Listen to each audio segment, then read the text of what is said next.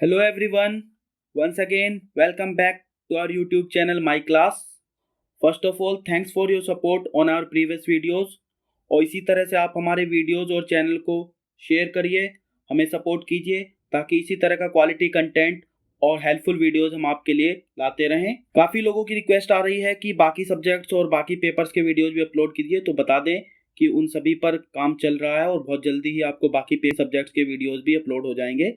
और दूसरी चीज, सब्जेक्ट वाइज कंटेंट पर भी काम चल रहा है, तो बहुत जल्दी ही सब्जेक्ट वाइज कंटेंट भी उसके भी वीडियोस आपको जो है अपलोड हो जाएंगे, वो मिल जाएंगे। पिछली बार हमने CHSL 2019 का previous year question paper discuss किया था, जो आपको प्रीवियस वीडियोस में मिल जाएगा और हमारी प्लेलिस्ट में भी मिल जाएगा। आज हम जो है इसी में कंटिन्यू करते हुए 2021 का ये प्रीवियस ईयर क्वेश्चन पेपर हम डिस्कस करेंगे, जो 24/5/2022 को हमारा हुआ था। एक और चीज आपको जो बतानी है वो ये है कि जब भी हम डिफिकल्टी लेवल की बात कर रहे हैं अपने पेपर में, तो डिफिकल्टी लेवल पर्टिकुलर एग्जाम को ध्यान में रख के हम बता रहे हैं, क्योंकि GD का, CHSL और चाहे CGL हो, हर लेवल का डिफिकल्टी लेवल अलग होगा, तो इसलिए आप उस पर्टिकुलर एग्जाम को समझिए कि उसके हिसाब से ही डिफिकल्टी लेवल क्वेश्चन का बताया जाता है। तो देर नहीं करते हैं, आगे बढ़ते हैं अपने आज के इस पेपर के डिस्कशन की तरफ। फर्स्ट क्वेश्चन है, ये इक्वेशन दी और इसकी वैल्यू पूछी हुई है। अब यहाँ पे हमने पहले भी बताया कि सिंप्लीफिकेशन का क्वेश्चन है और इसमें कुछ नहीं, सीधा सीधा एक बोर्ड मास का आप कॉन्सेप्ट अगर याद रखते हैं तो उसी से हमारा यहाँ पर आंसर आ जाएगा। हमें बोर्ड मास का कॉन्सेप्ट याद रखना और इसी सीक्वेंस में हमें फॉलो करना है। तो यहाँ पर हम इसे सॉल्व कर लेते हैं। 4 की क्यूब प्लस 4 है, तो 4 की क्यूब 64 होगी, 64 प्लस 4 68, तो ये हमारा सॉल्व होकर आ जाएगा। इसको भी ऐसे ही रहने देते हैं। और यहाँ पर ये 5 का स्क्वायर 25 हो गया, ब्रैकेट में 7 का स्क्वायर 49, उसमें से 41 घटाएंगे तो 8 बचेगा, ये हमारा यहाँ आ जाएगा। 68 एज इट इज रखेंगे। अब 25 में से 8 घटाएंगे तो 17 आएगा, और ये इसके साइन को हम चेंज करने के लिए यहाँ पे उसे इन्वर्स करना पड़ेगा। 17 चौके 68, यहाँ पे 4 हमारा आंसर आ जाएगा। तो ये इजी कैटेगरी में रहेगा क्वेश्चन। नेक्स्ट पे बढ़ते हैं।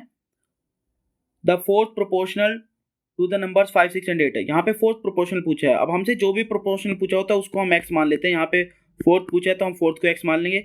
और यहाँ पे प्रोपोर्शन का हमें रूल लगाना है, first into fourth, second into third, यानी कि 5x हमारा 6 इंटू 8 के बराबर हो जाएगा, और x हमारा 48/5, 5 निम 45, और 4 बचेंगे 45, 3 बचेंगे, 5 छंग 30, 9.6 हमारा हो जाएगा। ये भी इजी कैटेगरी में रहेगा। नेक्स्ट पे बढ़ते हैं।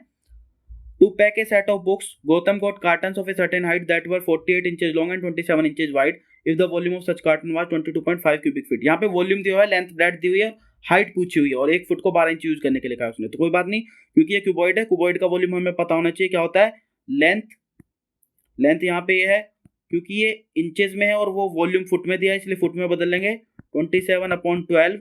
और अगर हम इसको x मान ले तो ये हमारी हो गई हाइट जो हमसे पूछी है। और यहाँ पे हमारी ये 22.5 जो है हमारे इसकी वॉल्यूम दी हुई है। अब बस यहाँ पे सीधी सीधी कैलकुलेशन है, बाकी कुछ नहीं है। इसको हटाने के लिए हमें नीचे 10 से मल्टीप्लाई करनी पड़ेगी। इसको सॉल्व कर लेंगे। 12 चौक 48, 4 तिया 12, 3 नम 27, 9 से इसको डिवाइड भी कर सकते हैं हम, 9 दूनी 18, 9 पंजे 45, ठीक है जी। और बाकी जो बचेगा हमारा x आ जाएगा, x हमारा आ जाएगा 25, 12 की गुना कर लेंगे, 12 पंजे 60, 12 दूनी 24, 36, 300/10, यानी कि 30 इंच हमारा आंसर आ जाएगा। तो ये भी इजी ही कैटेगरी में रहेगा, क्योंकि कैलकुलेशंस थी, बाकी तो कुछ नहीं था इसमें। चलिए नेक्स्ट पे बढ़ते हैं। 5 किलोग्राम ऑफ 18 पर kg wheat is mixed with 2 kilogram of another type of wheat to get a mixture costing ₹20 per kg, find the price per kg of costlier wheat। costlier wheat का price पूछा है, तो यहाँ पे इसको आप दो तरीके से कर सकते हैं। पहला तरीका तो ये है कि उसने 18 पर kg का 5 kg मिक्स किया है, और उसने साथ में 2 kg जो है, मान लो उसकी कॉस्ट टैक्स है, वो मिक्स किया है, और रिजल्टिंग मिक्सचर क्योंकि 7 किलो हो गया और उसकी कॉस्ट जो हमारी आ रही है वो 20 रुपीज़ आ रही है। यहाँ पे आप सॉल्व करें तो x की वैल्यू आ जाएगी 18 पंजे 90 और 7 दूनी 14, तो 2x बराबर हमारा 140 में से हमारे ये 90 घटा देंगे, ये 50/2 आ जाएगा x हमारा, यानी कि 25 रुपये पर kg आ जाएगा हमारा, ठीक है। दूसरा तरीका हमारा एलिगेशन वाला है। एलिगेशन में आपको बताया होगा कि जब दो अलग अलग क्वालिटी, मान ली इसका 18 रुपीज़ प्राइस है, इसका x है, दो अलग अलग क्वालिटी के हम मिक्स करते हैं तो एक बीच का प्राइस आ जाता है, क्योंकि इनका रेशो दिया उसने 5 किलोग्राम ये और 2 किलोग्राम ये। तो अब जब आप देखें इन दोनों का डिफरेंस 2 आ रहा है, यानी कि ये इन दोनों का डिफरेंस है, ये 5 जो है, तो यहाँ पे क्या आना चाहिए, x की जगह 25 आ जाएगा। ये हमें सीधा सीधा आइडिया मिल जाएगा। तो यहाँ पे 25 आंसर है। ये भी इजी कैटेगरी में ही रहेगा, ये टफ नहीं है। चलिए नेक्स्ट पे बढ़ते हैं। If cot 75 degree is equal to 2 minus root 3 find the value of cot 15। यहाँ पे हम एक ट्रायंगल कंस्ट्रक्ट करते हैं अगर, तो हमारा ये ट्रायंगल बनेगा। इसमें ये एंगल हमें थीटा दिया है 75 डिग्री, क्योंकि ये 90 डिग्री है तो ये ऑब्वियसली ये 15 बच जाएगा। कोट की वैल्यू उसने दी हुई है हमें कोट 75 उसने हमें दिया हुआ है 2 माइनस रूट 3। अब कोट थीटा हमारा होता क्या है, कोट थीटा हमारा होता है बेस अपॉन परपेंडिकुलर, यानी कि ये हमें दे दिया है बेस और ये हमारा परपेंडिकुलर हो गया। अब वो कोट 15 की पूछ रहा है। जब कोट 15 जब एंगल ये हो जाएगा तो यानी कि उल्टा रिवर्स हो जाएगा, ये परपेंडिकुलर हो जाएगा उस कंडीशन में, ये बेस हो जाएगा। तो यहाँ पे कोट 15 मतलब कोट 15 हमारा कुछ नहीं, सीधा सीधा उल्टा हो जाएगा 1/2 माइनस रूट 3, क्योंकि अब एंगल हमारा ये हो गया है। इसको रेशनलाइज कर लेंगे सॉल्व करने के लिए, 2 प्लस रूट 3 ऊपर, 2 प्लस रूट 3 से नीचे मल्टीप्लाई हो जाएगी। ऊपर तो 2 प्लस रूट 3 आ जाएगा हमारा, और नीचे ये a माइनस बी और a प्लस बी का मल्टीप्लिकेशन का फॉर्मूला a का होल स्क्वायर माइनस b का होल स्क्वायर, तो हमारा आंसर आ जाएगा 2 प्लस रूट 3। ये हमारा ऑप्शन हो जाएगा ये वाला। ठीक है, तो ये भी इजी ही कैटेगरी में है, टफ नहीं है, इजी कैटेगरी में मानिए इसको भी। नेक्स्ट पे बढ़ते हैं। In a government scheme if an electricity bill is paid before the due date one gets a reduction of 5%। अगर ड्यू डेट से पहले भर देता है तो उसको 5% की रिडक्शन मिलती है on the amount of bill. By paying the bill before the due date a person got a reduction of 20। एक व्यक्ति को जो है 20 रुपए की डिडक्शन मिली है। The amount of electricity bill was, यानी कि जो उसको डिडक्शन मिली है वो 5% मिली है, जो उसको इस केस में डिडक्शन मिली है वो 20 रुपए। यानी कि हम ये कह सकते हैं कि जो 5% है वो 20 रुपए के बराबर है, क्योंकि 5% 20 रुपए के बराबर उसने अमाउंट ऑफ इलेक्ट्रिसिटी बिल पूछी है, यानी कि वो 100% निकालने को कह रहा है। तो 100% 20/5, ये जो 20/5 है ये हमारा 1% है। ये मैं आपको पिछले वीडियोस में भी हमने बताया है। और अब हमें यहाँ पे कितने भी परसेंट निकालना डिफिकल्ट नहीं होगा। 100% पूछ रहा है तो 100 से गुना कर देंगे, 20 × 20 यानी 400 रुपए उसका बिल है। तो ये हमारा हो गया 400। तो ये भी इजी कैटेगरी में मानिए, क्योंकि ये कॉन्सेप्ट मैं आपको कई बार वैसे भी बता चुके हैं और ये है भी इजी कॉन्सेप्ट। नेक्स्ट पे पढ़ते हैं। A shopkeeper earns a profit of 12% on selling a book at 10% discount on the printed price. The ratio of cost price to the printed price. तो 12% का प्रॉफिट कमा रहा है 10% डिस्काउंट देने के बाद भी।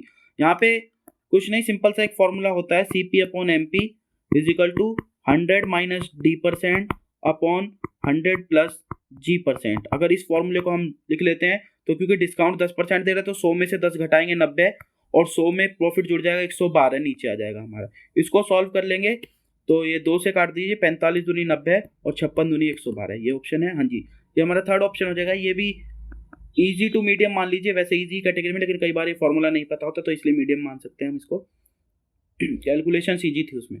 नेक्स्ट पे बढ़ते हैं।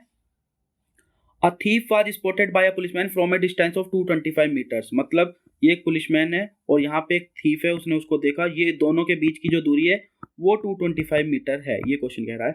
When the policeman started the chase, the thief also started running। जब ये इसने भागना शुरू किया तो इसने भी भागना शुरू कर दिया। If the speed of the thief was 11 km/h, thief की भागने की स्पीड हुई 11 km/h and that of policeman was 13 km/h। जो पुलिसमैन की स्पीड है वो है 13 km/h। How far would the thief have run before the policeman caught up with him. यानी कि ये पुलिसमैन को डिस्टेंस कितना कवर करना है इसको पकड़ने के लिए, 225 किलोमीटर का। यहाँ पे ये रिलेटिव स्पीड का कॉन्सेप्ट हमारा लगेगा। रिलेटिव स्पीड जो हो जाएगी पुलिसमैन की वो हो जाएगी इन दोनों का डिफरेंस, यानी कि 2 km/h। लेकिन क्योंकि डिस्टेंस मीटर में है तो इसलिए हमें इसे मीटर पर सेकेंड में बदलना पड़ेगा। उसके लिए हमें पता है 5/18 हम इसे यूज कर लेंगे कॉन्सेप्ट को। ठीक है, ओके, आगे बढ़ते हैं। अब उसने क्या पूछा है कि वो कितनी देर में उसको पकड़ लेगा। चलिए, तो यहाँ पे अगर हम टाइम निकालेंगे तो टाइम क्या होता है हमारा, डिस्टेंस अपॉन स्पीड। स्पीड यहाँ पे रिलेटिव स्पीड हम यूज करेंगे, 2 पंजे 10 ये हो गया, 18 हमारा ये हो गया, यानी कि इतना टाइम इसको लगेगा। लेकिन उसने टाइम नहीं पूछा है, उसने पूछा है how far would the thief have run before the policeman have caught up. मतलब इस टाइम में जो चोर है वो कितनी दूर जा चुका होगा। तो चोर की स्पीड क्या थी 11 km/h, उसके हिसाब से उसने कितना डिस्टेंस कवर किया होगा। डिस्टेंस का फॉर्मूला था हमारा स्पीड इंटू टाइम। यहाँ पे स्पीड 11 है, ये क्योंकि km/h में इसको हमें चेंज करना पड़ेगा मीटर पर सेकंड में, और जो टाइम लिया गया है वो यही है, हमने अभी निकाला था 225 × 18/10। देखिए कैलकुलेशन बाद में सॉल्व करने का ये फायदा रहता है कि हमें हर बार कटिंग नहीं करनी पड़ेगी, एक बार में ही हमारा काम हो जाएगा। ये जो भी है वो कट के आ जाएगा, 5 दूनी 10। चाहे तो आप काट भी सकते हैं, चाहे बाद में भी काट सकते हैं। 2 ये आ गया, 11 की मल्टीप्लाई कर लेंगे, 11 पंजे 55, 11 दूनी 22 27, 11 दूनी 22 और 2 24, ये हमारा हो गया 2। और डिस्टेंस आ गया 2 एकम 2, 2 दूनी 4, 2 3 6, 2 7 14 और 2 पंजे 15, 1237.50 मीटर है। ऑप्शन यस, पहला ऑप्शन है। तो ये इजी तो नहीं रहेगा, ये थोड़ा सा आप मीडियम कैटेगरी में मान सकते हैं, हम इसको मीडियम कैटेगरी में रखेंगे, इजी नहीं है ये इतना क्योंकि कैलकुलेशंस भी हैं इसमें। चलिए next, which of the following is divisible by 3। अब यहाँ पे आपको 3 की डिविजिबिलिटी पता होनी चाहिए, तो आपके लिए इजी क्वेश्चन है। 3 की डिविजिबिलिटी कुछ नहीं है, 3 की डिविजिबिलिटी सिंपल सी है कि सारे जितने भी डिजिट्स हैं उनको आप सम कर लीजिए, अगर वो 3 से डिविजिबल है उनका सम, तो संख्या भी 3 से डिविजिबल है, तो यहाँ पे जोड़ लेते हैं। अब इसमें आपकी लक आपका रोल प्ले करेगा कि आप कौन से नंबर से शुरू करते हैं। आप किसी से भी शुरू कर सकते हैं, मान लीजिए मैं 3rd से शुरू करता हूँ, तो 9 8 17, 17 5 22, 22 2 24, 24 4 28, 28 6 34 और 3 37, 37 है, ये तो डिविजिबल नहीं है। चलिए सेकंड वाले को देखते हैं, 2 3 5, 5 9 14, 14 5 19, 19 4 23, 23 3 26, 26 7 33, दूसरे का 37 33 आया और ये डिविजिबल है 3 से, यस बिल्कुल है, तो हमारा 2 आंसर आ गया। अब आप चाहे तो यहाँ पे छोड़ सकते हैं क्योंकि यहीं पे आंसर निकल चुका है, और चाहे तो आप क्रॉस चेक करने के लिए बाकी के ऑप्शंस भी ट्राई कर सकते हैं। तो ये भी इजी कैटेगरी में रहेगा क्योंकि 3 की डिविजिबिलिटी पता होती है जहां तक। नेक्स्ट क्वेश्चन पे बढ़ते हैं। At a certain rate of interest compounded annually sum amounts to 10,890 in 2 years and 11,979 in 3 years. The sum is. अब यहाँ पे इसके भी आपको सॉल्व करने के 2 तरीके रहेंगे, आप जिस मर्जी तरीके से आप कर सकते हैं। चलिए पहला तरीका ये है कि 3 साल में वो अमाउंट कितनी हो जा रही है, वो हो रही है 11,979, और 2 साल में वो अमाउंट हमारी कितनी हो जा रही थी, वो हो रही थी 10,890। यानी कि तीसरे साल में जो उसको इंटरेस्ट मिला, थर्ड ईयर में जो उसको इंटरेस्ट मिला वो हमारा कितने के बराबर हो जाएगा, इन दोनों का डिफरेंस देख लेते हैं। 9 17 8 8 और 9 में से 8 गया, 9 और 8 में से 8 गया 0 और 1 का 1, 1089 उसको इंटरेस्ट मिला थर्ड ईयर में। और थर्ड ईयर में आपको पता हो कंपाउंड इंटरेस्ट में जो भी अमाउंट आती है वो अगले साल के लिए हमारी जो है प्रिंसिपल बन जाती है, यानी कि थर्ड ईयर के लिए प्रिंसिपल वो ये अमाउंट थी। अब 10,890 रुपए पे अगर 1,089 रुपए 1 साल का इंटरेस्ट मिलता है तो रेट ऑफ इंटरेस्ट कितनी हो गई, 10%। ये हमें यहाँ से साफ साफ दिख रहा है, हमें रेट ऑफ इंटरेस्ट पता चल गई है। तो अब हम यहाँ पे क्या कर सकते हैं, हम यहाँ पे कंपाउंड इंटरेस्ट वाला फॉर्मूला लगाएंगे, अमाउंट वाला 10,890 और ये प्रिंसिपल, क्योंकि 10% रेट ऑफ इंटरेस्ट है तो 110/100 और 110/100, इसको हमने सिंपली कर लिया है। चलिए फिर यहाँ से इसको 11 से डिवाइड करेंगे, 11 निम्न 99, 9 बचे, 11 निम्न 99, 990, फिर 11 से डिवाइड करेंगे तो ये 990, यानी कि हमारा प्रिंसिपल आ जाएगा 9,000 रुपये। एक तरीका ये है। दूसरा तरीका हमारा ये था कि हम सीधा थर्ड ईयर के लिए अगर कैलकुलेट करते तो 11,979 जो है वो 10,890, और ये यहाँ पर हमें रेट ऑफ इंटरेस्ट के लिए अपना फॉर्मूला लगाना पड़ेगा upon 100 into T, time 1 year है तो 1 रखेंगे। इसको हम सॉल्व कर लेंगे, यहाँ पे इसको सॉल्व करें तो 11,979 अपॉन 10,890 इसको सॉल्व करेंगे, और यहाँ पे हमारा ये 100 प्लस आर और अपॉन 100 हो जाएगा। ठीक, यहाँ पे इसको सॉल्व कर लेंगे, 1 से डिवाइड करेंगे अगर हम तो 11 से हमारा हो जाएगा 11 कम 11 0, 11 8 88, 9 बचे, 11 निम्न 99 और इंटू 11, क्योंकि 11 से हमने इसमें 11 कॉमन लिया, 10,890। अब आप देखेंगे तो यहाँ पे भी आपको रेट ऑफ इंटरेस्ट हमारी ये तो इससे 10 टाइम्स कट जाएगा, 11/10 आ गया, तो यानी कि रेट ऑफ इंटरेस्ट हमारी यहाँ से 10% आ गई, और बाकी का मेथड फिर हमें यहाँ से यही करना पड़ेगा और हमारी रेट ये आ जाएगी। तो हमारा आंसर आया ये इजी तो हम नहीं कहेंगे इसको, हम CHSL लेवल से देखें तो ये मीडियम से डिफिकल्ट लेवल का क्वेश्चन मान के चलेंगे। नेक्स्ट पे बढ़ते हैं। The following graph shows the data of production of electric wire in 1000 tons by 3 different companies P, Q and R over the years। तो P, Q, R का ये प्रोडक्शन ऑफ इलेक्ट्रिक वायर दिखा रहा है। Question क्या पूछ रहा है, what is the ratio of average production of company P in the period 2017-2019 to the average production of company Q in the same period. तो एवरेज प्रोडक्शन पूछ रहा है इसमें, तो आप ये देख लीजिए कि टोटल प्रोडक्शन कितना हुआ है दोनों ईयर्स में। P का 17 में अगर आप देखोगे तो 25, 18 में 50 और उसमें 40, Q क्या अगर देखोगे तो 35, फिर 40 और यहाँ पे हुआ है 50। इनको टोटल कर लीजिए, 25 50 75 75 40, 5 ये आ गया, 4 5 9 2 11 115, और ये हो गया 40 50 90 9 3 12 125। इनको डिवाइड करेंगे आप 5 से तो ये हमारा 23 और ये 25, 23/25 हमारा आ जाएगा थर्ड। तो ये ग्राफ के हिसाब से इन्होंने एक मीडियम लेवल का क्वेश्चन दिया, इजी नहीं है क्योंकि ग्राफ के क्वेश्चन जनरली इजी आते हैं, लेकिन इन्होंने थोड़ी सी इसमें कैलकुलेशन वाला पार्ट ऐड कर दिया है। तो ये हमारा हो जाएगा 23/25। नेक्स्ट पे बढ़ते हैं। The following pie chart shows the different colored dresses worn by 60 students in a college party. Study the pie chart and answer the question that follows. The number of students who wore yellow colored dress जिन्होंने पहन रखे हैं उनके number पूछा। Total students हैं यहाँ पे हमारे 60, तो क्योंकि 60 पूछा उसका 10% निकालना कोई टफ नहीं है, 10% ऑफ 60 निकालना है, हमारा आंसर आ जाएगा ये कितना हो गया 6, तो ये इजी कैटेगरी में रहेगा। नेक्स्ट पे बढ़ते हैं। In a class there are 39 students and their average weight is 51 kg. If we include the weight of teacher then the average weight becomes this one. What is the weight of the teacher? Teacher का wait पूछा। अब इसमें दो तरीके हैं। हमारा जो हमारा ट्रेडिशनल मेथड है कि पहले 39 बच्चे थे, उनका एवरेज वेट 51 था, इसका टोटल कर लेंगे हम, और अगर हम टीचर को भी ऐड कर देते हैं तो क्या होता है हमारा, तो हमारा नया वेट आ जाएगा क्या, अब 40 लोग हो जाएंगे और वो हमें फिर 51.2 करना पड़ेगा और इसको निकाल लेंगे। इन दोनों के डिफरेंस जो भी होगा वही टीचर का वेट आएगा। लेकिन इसमें क्योंकि टाइम लगेगा, और आपको अगर याद हो हमारी प्रीवियस वीडियो आपने देखी है तो उसमें मैंने बताया था कि एवरेज कुछ नहीं है, सिर्फ इक्वल डिस्ट्रीब्यूशन पे डिपेंड करता है। तो यहाँ पे जो टीचर का जो वेट होगा वो क्या होगा, जो ओल्ड एवरेज है 51 उतना तो होगा ही होगा, साथ में जितना इंक्रीज हुआ, कितना 0.2 का इंक्रीज हुआ है, कितने लोगों पे, अब टोटल 40 लोगों पे, तो ये और ऐड कर देंगे हम उसमें। ये तो 51 हो गया और ये 8 आ गया, यानी कि 59 kg जो है वो हमारे टीचर का वेट हो जाएगा।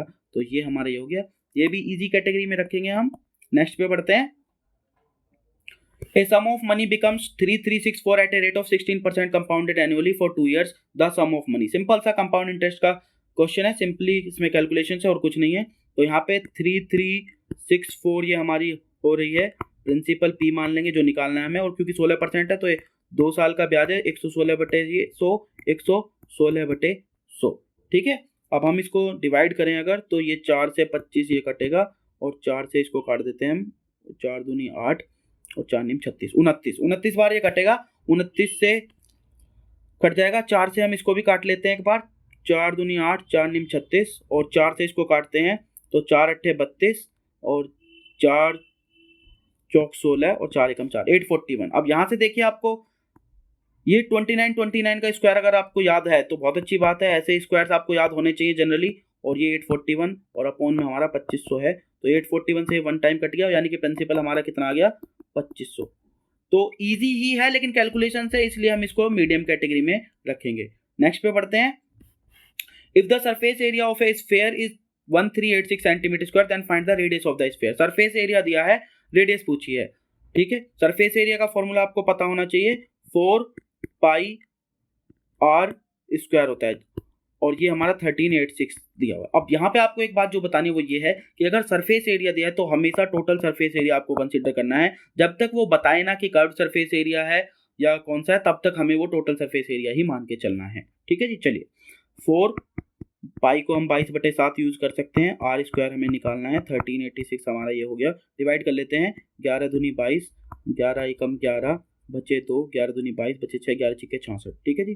2 से डिवाइड कर लेते हैं इसको, 4 से करें 2 से ही होगा, 2 से कर लेते हैं, 2 छिक्के 12 और 2 तिया 6, 63 हो गया हमारा। ये आर स्क्वायर को इधर रखते हैं, बाकी सबको इधर ले जाते हैं। 63 को हम 9 × 7 लिख सकते हैं, एक 7 यहाँ से आ गया, और ये 4 × 2 में है तो इधर मल्टीप्लाई में चला जाएगा, यानी कि आर स्क्वायर हमारा हो गया ये। और अगर हम आर निकालेंगे तो एक 3 बाहर आएगा, एक 7 बाहर आएगा, नीचे 2 बाहर आएगा, 21/2 यानी कि 10.5 सेंटीमीटर हमारा ये आंसर हो जाएगा, ठीक है। इजी टू मीडियम रखिए, वैसे इजी है लेकिन इजी टू मीडियम रखिए। Next, if the numerator of a fraction be increase by 50% and its denominator be diminished by 28%, the value of fraction is 25/36, find the original fraction. Original fraction पूछा है हमसे, तो अगर हम original fraction को x/y मान के चलें तो जब इसमें इंक्रीज या डिक्रीज हो उससे क्या फर्क पड़ा वो देख लेते हैं, क्योंकि 50% उसने क्या कहा है इंक्रीज होने से, तो 50% अगर आप इंक्रीज यानी कि आप वो 150% हो गया पहले का, क्लियर, ठीक है। डिनोमिनेटर की बात करें तो डिनोमिनेटर पहले y था, अब वो घट गया है, 28% घटाओगे तो वो सिर्फ 72% बचेगा, यानी कि 72y ये बचा हमारा, और ऊपर 100 आ जाएगा, और ये फ्रैक्शन घट के कितना हो गया है, ये हो गया हमारा 25/36। यहाँ पे सॉल्व कर लीजिए बस, 100 से 100 कैंसिल हो जाएगा, 25 से इसको काट लेंगे, 25 छिक्के 150, 36 से इसको काट लेंगे, 36 दूनी 72, x और y को इधर छोड़ देंगे, ये 2 ऊपर चला जाएगा, 6 नीचे आ जाएगा, यानी कि 1/3 हमारा आंसर आ जाएगा। तो ये इजी ही कैटेगरी में रखेंगे, इजी है, टफ नहीं है। नेक्स्ट क्वेश्चन पे बढ़ते हैं, इसको सिंप्लीफाई करना है। अब यहाँ पे सिंप्लीफिकेशन है ये, अगर आप ध्यान से देखेंगे तो ये a + b का होल स्क्वायर माइनस 4ab हमारा ये बन रहा है, और ये आपको पता होना चाहिए कि जब a + b का होल स्क्वायर माइनस 4ab होता है तो ये हमारा a - b का होल स्क्वायर बन जाता है, ए प्लस बी को ए माइनस बी के होल स्क्वायर में कन्वर्ट करने के लिए यूज किया जाता है। ए माइनस बी को ए प्लस बी के होल स्क्वायर में कन्वर्ट करना है तो 4 प्लस का 4ab होता है, यहाँ पे माइनस करते हैं तो इस हिसाब से हमारी ये जो पूरी की पूरी वैल्यू वो रेड्यूस होकर ये हो जाएगी। और ये क्या है, ए ये है हमारा, बी हमारा है 932 और इनका होल स्क्वायर, इनको घटा लेते हैं, 7 में से 2 गए 5 बचे, 5 में से 3 गए 2 बचे, ये 25 का स्क्वायर आ गया, यानी कि हमारा हो गया 625। तो ये तो इजी ही कैटेगरी में रहेगा, ये कोई टफ नहीं है। नेक्स्ट पे बढ़ते हैं। If the surface area of a sphere is 64 pi centimetre square then the volume of the sphere is, surface area दिया है स्फीयर का और वॉल्यूम पूछ रहा है, ठीक है, पाई के टर्म्स में है तो पाई को काटने की जरूरत नहीं पड़ेगी, ठीक है। नेक्स्ट पे बढ़ते हैं। तो एरिया हमने अभी पिछले क्वेश्चन में डिस्कस किया था भाई, एरिया का फॉर्मूला क्या था, 4 पाई आर स्क्वायर, और ये कितना दिया है 64 पाई दिया हुआ है, तो पाई से तो पाई कैंसिल हो गया, 4 से इसको करेंगे तो ये 16 हो गया, यानी कि आर स्क्वायर 16, तो आर कितना आ गया हमारा, आर आ गया 4। इस वैल्यू को यूज करते हैं। वॉल्यूम पूछा है, वॉल्यूम का फॉर्मूला आपको पता होना चाहिए, स्फीयर का 4/3 पाई आर का क्यूब, क्योंकि आर 4 है तो ये हमने आर का क्यूब कर दिया, तो ये 4 का 4 बार है यानी 256 ये हो गया, 3 नीचे रहेगा और पाई हो गया, है ऑप्शन जी। चौथा ऑप्शन है, इजी ही कैटेगरी में रखिए, 2 कॉन्सेप्ट जरूर यूज हुए हैं लेकिन इजी कैटेगरी में मानिए, कोई टफ नहीं है, ठीक है। On reducing the market price of his goods by ₹28 a shopkeeper gains 20%. If the cost price of article be ₹560 and it is sold at the market price, what will be the gain percent? 28 रुपए कम पे market price से बेच रहा है और 20% लाभ कमा रहा है, कॉस्ट प्राइस दिया हुआ है और पूछ रहा है कि अगर उसको मार्केट प्राइस पे ही बेचे तो कितने परसेंट उसको लाभ हो, यानी कि लाभ ज्यादा होना चाहिए पहले वाले से 20% से। तो ठीक है, सीपी दिया हुआ है, सीपी उसने दिया हुआ है हमें 560 रुपीज, ओके। अब तो अगर वो इसे 20% प्रॉफिट पे बेचता है, यानी कि यहाँ पे एसपी कितना हो जाएगा, सिंपल सा 120% हो जाएगा इसका 560 का, तो इसका 120% हम निकाल लेंगे, 12 चिक 72, 12 पंजे 60, 67, 672 हो गया, क्योंकि वो इससे 28 रुपए कम पे बेच रहा था, डिस्काउंट भी दे रहा था, तो ये 28 रुपए इसमें जुड़ जाएंगे, 672 में 28 रुपए और जोड़ दीजिए, ये हो गया 8 2 10, 6 7 2 9 1 10 और 700 रुपए, यानी कि मार्केट प्राइस हमारा 700। अब क्वेश्चन पूछ रहा है कि अगर इस वाली वस्तु को वो इस प्राइस पे बेचेगा मार्केट प्राइस पे तो कितना प्रॉफिट होगा, तो प्रॉफिट जो हो जाएगा वो कितने रुपए का हो रहा है हमारा, प्रॉफिट हुआ 560 से 700 पे बेच रहा है, तो यानी कि 140 का कित पे 560 उसका कॉस्ट प्राइस था इनटू 100, 14 चौके 56, 25% का हमारा यहाँ पे प्रॉफिट हो जाएगा। I think it is clear. चलिए ये क्वेश्चन आप देखिए मीडियम से डिफिकल्ट कैटेगरी में रखेंगे हम इसको, इजी तो नहीं है, मीडियम कैटेगरी में डाल सकते हैं। नेक्स्ट क्वेश्चन पे बढ़ते हैं।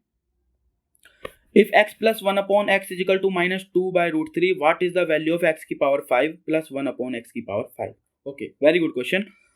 अब यहाँ पर इसमें या तो आपको सीधा सीधा एक फॉर्मूला पता होना चाहिए कि अगर x plus 1 upon x हमारा a दिया हुआ है तो x की पावर 5 plus 1 upon x की पावर 5 जो है हमारी वो क्या हो जाती है। उसके लिए फॉर्मूला है a की पावर 5 माइनस 5a की क्यूब और प्लस 5a। एक तरीका तो इसको सॉल्व करने का ये है, ठीक है, इसमें यहाँ पे सीधी सीधी वैल्यू डालनी है हमें और हमारा ये आंसर आ जाएगा। लेकिन अगर ये फॉर्मूला किसी को याद ना है तो क्या इसकी वैल्यू नहीं निकलेगी, तब भी निकलेगी। तब हम क्या मेथड यूज करेंगे वो दिखा देते हैं एक बार। तब हम x प्लस 1 अपॉन एक्स, क्योंकि हमें दिया हुआ है माइनस 2 बाई रूट 3, अब हम इसमें क्या करेंगे, हम x square plus 1 upon x square निकालेंगे, जो कि हमारा हो जाएगा इसका स्क्वायर, यानी कि 4 या 12 ये हो गया, माइनस 2 हो जाएगा, क्योंकि x इंटू 1 अपॉन एक्स 1 है तो माइनस 2, यानी कि ये तो हो गया 10।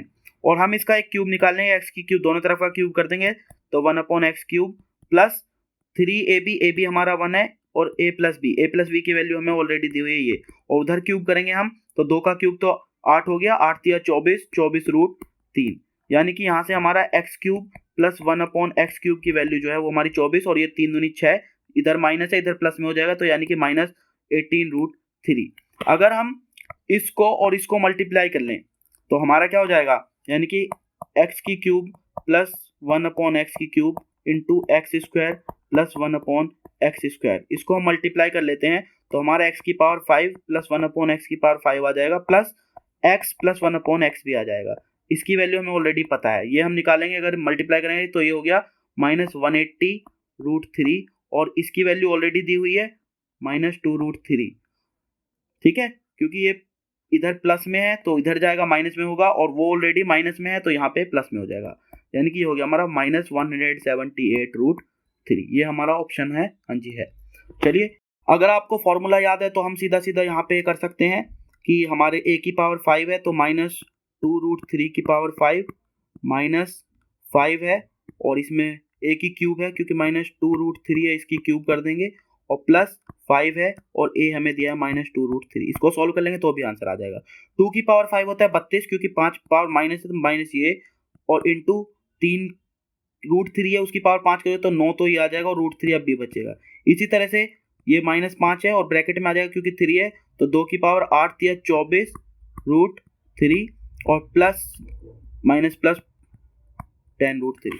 32 निम्न 9 दूनी 18, 9 3 27 और एक 28, 288√3 तो ये माइनस का हो जाएगा और ये प्लस का हो जाएगा 24 पंजे 120√3 और ये माइनस का हो जाएगा 10√3। माइनस के 298 में से 120 घटा देंगे आप तो माइनस के 178√3 हमारा यहाँ से भी आंसर आ जाएगा। दोनों से ही हमारा ये आएगा। ये इजी तो नहीं कहेंगे, मीडियम टू डिफिकल्ट कैटेगरी में आप इसको रख सकते हैं, इजी बिल्कुल नहीं कहेंगे इसको हम। नेक्स्ट क्वेश्चन पे बढ़ते हैं। Avi and Bindu can complete a project in 4 and 12 hours respectively. Avi begins project at 5 a.m. and they work alternately on for 1 hour each. When will the project be completed? Alternately काम कर रहे हैं। अभी जो है वो 4 hours में complete कर सकता है, बिंदु जो है वो इसको 12 आवर्स में कर सकती हैं। तो टोटल वर्क दोनों का एलसीएम हो जाएगा। ये पहले बताया मैंने, टोटल वर्क हो जाए 12। इनकी जो एफिशिएंसी होगी वो 4 या 12, 12 कम 12, ये इनकी एफिशिएंसी हो गई। यानी कि क्योंकि अल्टरनेटली काम कर रहे हैं तो जो 4 वर्क हैं वो 2 घंटे में कंप्लीट कर रहे हैं और क्योंकि टोटल वर्क 12 है तो 12 वर्क जो है वो 4 या 12, यहाँ पे 3 गुना तो यहाँ पे भी 6 घंटे में काम कर लेंगे। अब 6 घंटे में क्योंकि 5 बजे उन्होंने शुरू किया है, इसके बाद 6 घंटे अगर आप इसमें जोड़ देंगे तो 11 बजे जो है वो काम खत्म हो जाएगा। ये हमारा आंसर हो जाएगा। ये भी इजी ही कैटेगरी में है, टफ तो नहीं है। नेक्स्ट पे बढ़ते हैं। 2 circles having radii 12 centimetre and 8 centimetre respectively touch each other externally. एक दूसरे को बाहर जो है वो टच कर रहे हैं, यानी कि ये एक बड़ा सर्कल मान लीजिए और ये एक छोटा सर्कल मान लीजिए। इसकी रेडियस दी हुई है 12 और इसकी रेडियस दी हुई है 8। ठीक है, एक दूसरे को बाहर टच कर रहे हैं। A common tangent is drawn to these circles which touch the circles at M and N. इन पे एक कॉमन टेंजेंट डाली गई है, ये मान लीजिए कॉमन टेंजेंट है जो इनको एम पे और एन पे टच कर रही है। और पूछा क्या है, what is the length in centimetre of M N. अच्छा, डीसीटी डायरेक्ट कॉमन टेंजेंट की लंबाई जो है वो पूछ रहा है, डीसीटी की लेंथ पूछ रहा है। डायरेक्ट कॉमन टेंजेंट हमारी, उसका फॉर्मूला आपको पता होना चाहिए। यहाँ पे डायरेक्ट कॉमन टेंजेंट के लिए जो फॉर्मूला होता है वो हमारा होता है, जो इन दोनों के बीच की दूरी है डी, इसको डी बोलते हैं डिस्टेंस, वो डी स्क्वायर और माइनस ब्रैकेट में बड़ी वाली आर माइनस छोटी आर का होल स्क्वायर। ठीक है जी, ये फॉर्मूला आपको याद होना चाहिए। तो यहाँ पे दोनों में डिस्टेंस कितना है, 12 और 8 जुड़ जाएंगे, 20 मीटर का तो डिस्टेंस है दोनों के बीच, यानी कि इसका स्क्वायर हो गया 400 और दोनों में डिफरेंस रेडियस में 4 का है, वो 4 का स्क्वायर ये हो गया। तो ये 400 में से 16 हमें घटा देंगे, कितना हो गया √384। इसमें से कुछ बाहर आएगा, 384 को हम तोड़ेंगे तो 64 6 36, 4 बचे 6 चौक 24, 64 इंटू 6 यानी कि 8√6 जो है वो हमारा आंसर हो जाएगा। 8√6 ऑप्शन है, हाँ जी थर्ड ऑप्शन है। तो ये इजी कैटेगरी में तो नहीं रहेगा, ये मीडियम कैटेगरी का क्वेश्चन है, मीडियम टू डिफिकल्ट मानिए, मीडियम में रखते हैं। नेक्स्ट क्वेश्चन पे बढ़ते हैं। If a + 2b = 27 and a³ + 8b³ ये है, then find the value of 2ab। 2ab की वैल्यू पूछ रहा है, तो हमें जो गिवन है if a + 2b = 27 and a³ + 8b³ = 5427 find the value of 2ab। 2ab की वैल्यू पूछ रहा है और ये हमें दिया हुआ है, तो जो दिया हुआ है उसको लेके चलते हैं। a + 2b = 27 दिया है, दोनों तरफ से क्यूब करेंगे तो ये a का क्यूब, ये 8b का क्यूब प्लस 3ab क्योंकि 3a और ये b और ब्रैकेट में a + b और ये 27 का क्यूब हो जाएगा। चलिए इसकी वैल्यू हमें दी हुई है वो रख देते हैं 5427 प्लस, क्योंकि हमसे उसने पूछा 2ab तो 3 को यहीं रख लेते हैं और 2ab हमारा एक साथ आ जाएगा और a + 2b की वैल्यू ऑलरेडी हमें दी हुई इसने 27 और ये हमारा ये हो जाएगा। अब इसमें देखिए कुछ कॉमन आ सकता है, 27 तो है ही, 3 भी आ सकता है, 27 से इसको पहले डिवाइड कर लेते हैं, 27 ये आ गया और ब्रैकेट में आ जाएगा 27 दूनी 54, 27 एकम से 201, 3 से डिवाइड करेंगे इसको तो 3 छंग 18, 3 सत्ते 21 ये आ जाएगा और ये 3 × 27 ये आ जाएगा और 2ab हमारा ये हो जाएगा और 27 और 3 अगर हम छोड़ेंगे तो 27 और 9 अंदर आ जाएगा। अब 27 3 सब में कट जाएगा, यहाँ से और यहाँ से, तो ये हमारा बचा 2ab जो हमारा हो गया 27 9 9 7 63 9 दूनी 18 18 से 24 243 - 67 आ गया, 13 में 6 6 13 में से 6 गए 7 और 2 में से गए 176 आंसर है। यस, तो ये इजी है लेकिन कैलकुलेशंस हैं थोड़ी सी, तो मीडियम कैटेगरी में रखिए, मीडियम टू डिफिकल्ट है, मीडियम में मान सकते हैं। नेक्स्ट क्वेश्चन पे पढ़ते हैं। The following table gives the sales of an electronic chip over 5 years, find the year in which the sales are equal to the average of the sales of 5 years। यानी कि हमें कुछ नहीं करना, सिर्फ एवरेज अगर हम फाइंड कर लेते हैं, उसको मैच कर लें, किस ईयर से मैच करें, हमारा आंसर आ जाएगा।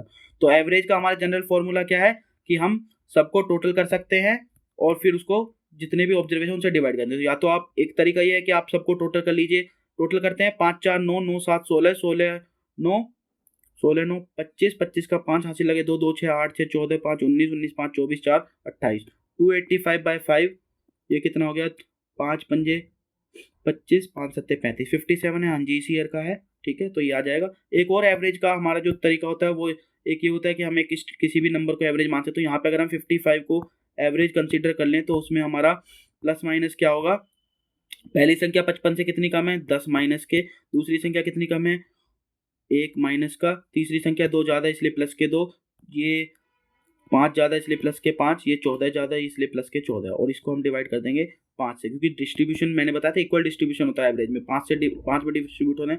10 1 11 माइनस के हैं और 14 5 2 7 और 3 10 10 मतलब 10/5, ये 2 जो है एक्स्ट्रा आ रहा है, तो यानी कि 57 हमारा यहाँ से भी एवरेज आ जाएगा, वो हमारा ये है। तो ये हमारा कौन से ईयर में, 2017 में, ये हमारा आंसर हो जाएगा। तो ये इजी भी नहीं है, इजी टू मीडियम मान के चलिए। एवरेज कौन से मेथड से निकालते हैं वो आप देख लीजिए, मैंने 2 तरीके बता दिए हैं। नेक्स्ट क्वेश्चन पे बढ़ते हैं।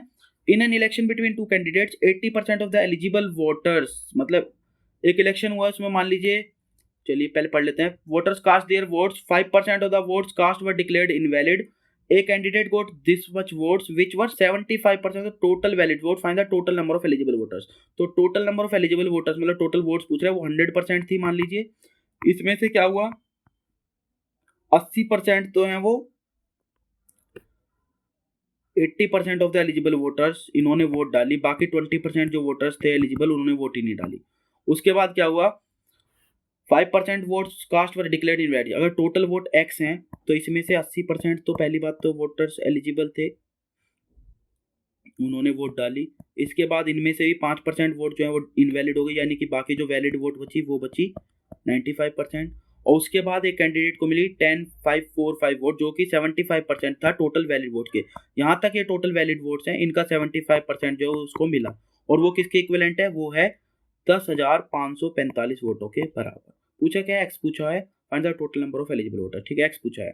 तो बस इसको सॉल्व कर लीजिए, आंसर आ जाएगा 25 या 75, 25 चौके 100, 4 से इसको काट देंगे 20, 20 से इसको काट देंगे 20 पंजे 100, 5 से इसको काट देंगे 19, और ये 3 से काट लीजिए, 19 से काट लीजिए, 19 से काट लेते हैं, 19 दूनी 38, 19 पंजे 95 बचे 10, 19 पंजे 95 बचे 9, 19 पंजे 95, और फिर 3 से और काट लेते हैं, 3 एकम 3, 3 अट्ठे 24, 3 पंजे 15, 185, और ये 100 जो है ये इधर मल्टीप्लाई हो जाएंगे, यानी कि 18,500 हमारी वोट्स आ गई।